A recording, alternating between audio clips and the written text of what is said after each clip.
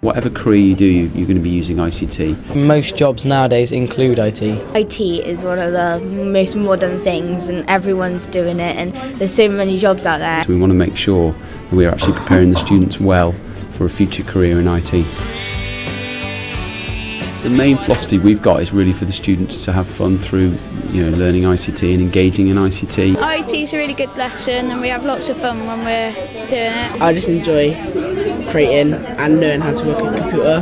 There's a lot of fun things you can do. Students use the computers as much as possible, which doesn't sound like rocket science, but actually, it means that the teachers shouldn't be at the front teaching from the front. They should be setting tasks, group work, which allow the students to actually explore the software for themselves.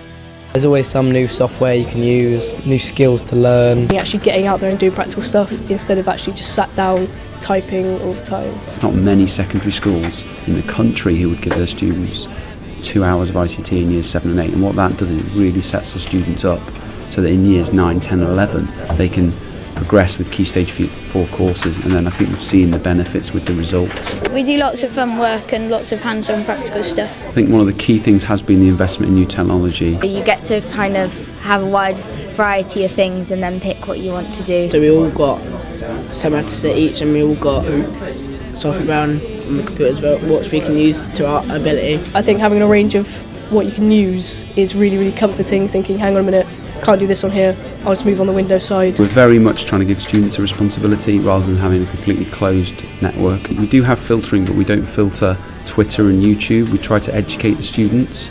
So we teach e-safety through educating the students about the appropriate use of social networking. It really sets you up for what you're going to do in real life. And when I took IT, I learnt a lot more things and I became more confident in it. And then if you need any help, you can just ask any of the teachers because they are really, really helpful. The teachers are really welcoming and they help you in everything you do, and you can just ask them questions. If you've got a drop lesson or some time after school, they're always here. They're always willing to help. And we try not to teach them just skills-based learning. We try and actually let them learn through their own, through open-ended tasks and through just exploring the software. I'm really proud of my work because I think I've done really well. The faculty's gone from strength to strength, really. You get really, really good options. In Year 7, students study units in creating websites, databases, spreadsheets, and also in programming using an application called Scratch, which is available on the internet.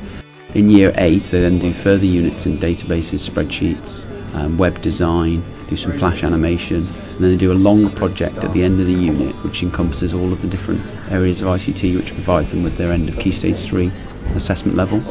In Year 9, from this year, students have the option to take either OCR and Nationals ICT, which is 100% coursework based, or the GCSE in ICT, which is 40% exam and 60% controlled assessment.